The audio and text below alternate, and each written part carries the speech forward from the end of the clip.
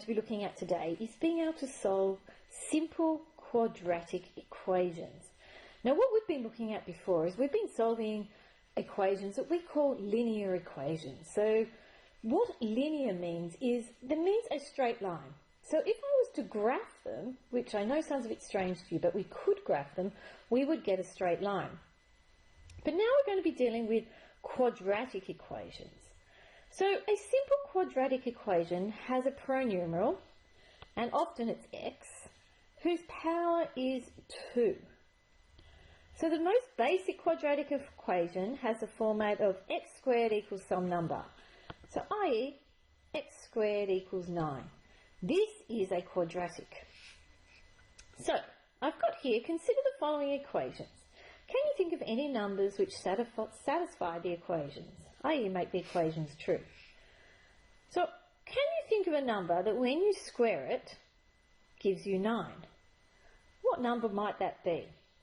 I'm pretty sure most of you could probably say, well, if x was 3 and I squared it, 3 squared would give me 9.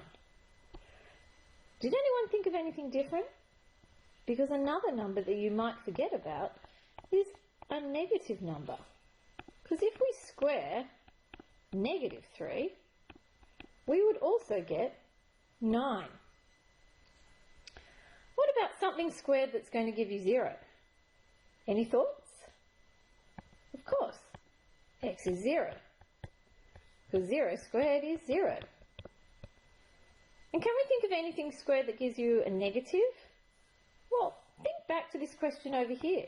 Minus 3 times minus 3. The two minuses are always going to give me a positive. So clearly there can't be any number that multiplied by itself that gives negative 4. So what's the point of that? Well, here are the points. If c equals 0, if x equals 0, there is only one solution. That is, x is 0. If our number is greater than 0, and c being this number here, if c is greater than 0, then we say we have two solutions. So in this case, if I've got x squared equals 16, well, 4 squared is 16, and so is negative 4. So we're always going to be considering, if this number here is positive, a positive answer and a negative answer. And if this number here is negative, there are no solutions. Because, well, you can't square a number and get a negative number. So you might be able to want to write that down. The other thing I need to remind you of, which some of you maybe remember, some of you don't. The opposite process to squaring a number is to take the square root. So some of you don't know your times tables particularly well, so you need to think about, well, x squared equals 16. You don't need to think about that. I could have just taken the square root of 16. My calculator would have given me the answer 4, and I would have to consider both the positive and negative case. So let's have a look at a couple of examples. State the number of solutions to n squared equals negative 8. Well, from above you know that we can't have a negative number. So there are no solutions. There's no solutions, we actually can't get it. We can't do anything with it, and the only thing you need to know is that there are no solutions. Next I've got the following. Solve the following equations if possible, and give your answer to 2 decimal places if required. So here I've got x squared equals 81. This is positive number here, so that means my answer is going to be plus or minus the square root of 81. And you could all get your calculators out and have a look at what that is, and you should get the answer of 9. We're considering the positive case and the negative case. I could write that as x equals 9, or x equals negative 9, or I could just leave my answer like this, x equals plus or minus 9.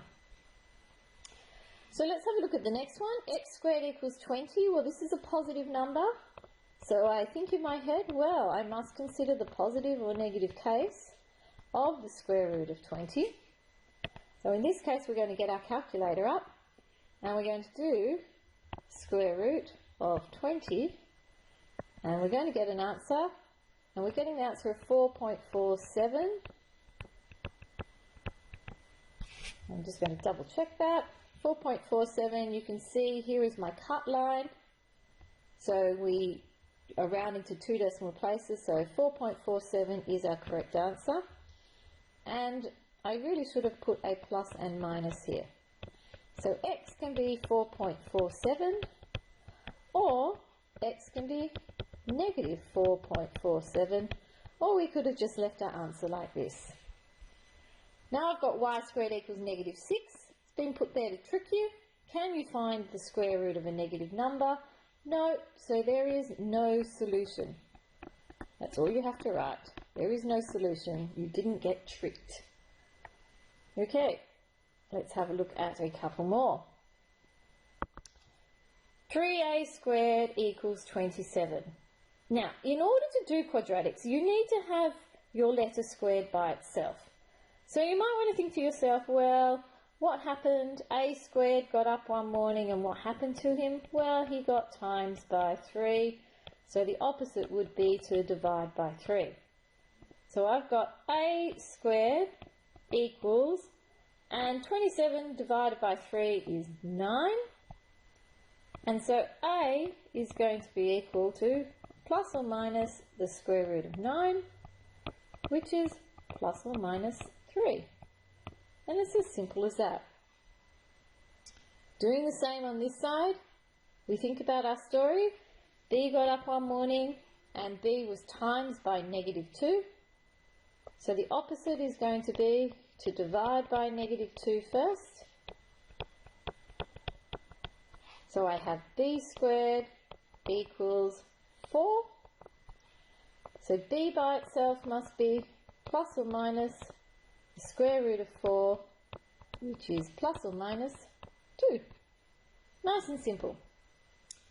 Now here, I've got d squared equals 144, and I've got this funny sign here. And that's saying d has to be greater than 0. So if I was to work this out, I know d must be plus or minus 144, which is plus or minus 12, but I'm only interested in when it's bigger than 0. So this one has only one solution now, and that is the answer of 12, because 12 is bigger than 0, so I have to discount my negative 12.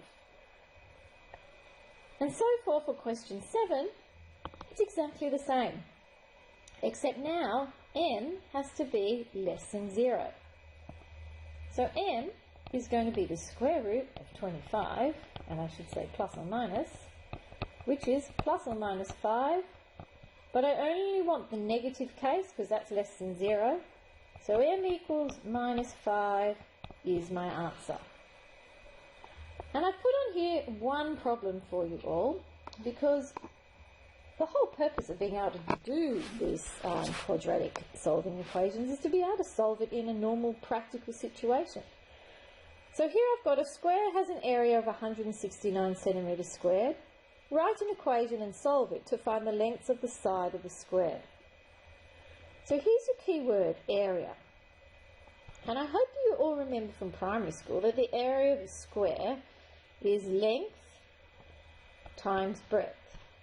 So the area of this squared must be x times x, which we are told is equal to 169. Now from the work we've been doing this year, x times x we know is x squared equals 169. So x is equal to the square root of 169. Now I wouldn't necessarily now do plus or minus because a side can't have negative length. So in this case I'm only ever going to be interested in the positive. And so x equals 13. And then my next question says, what is the perimeter of the square? I like to think of this word rim, and I like to think about the rim of a cup. So I know perimeter is the outside of my shape. So the perimeter of this shape Now that we know that x is 13, that means all my sides are 13.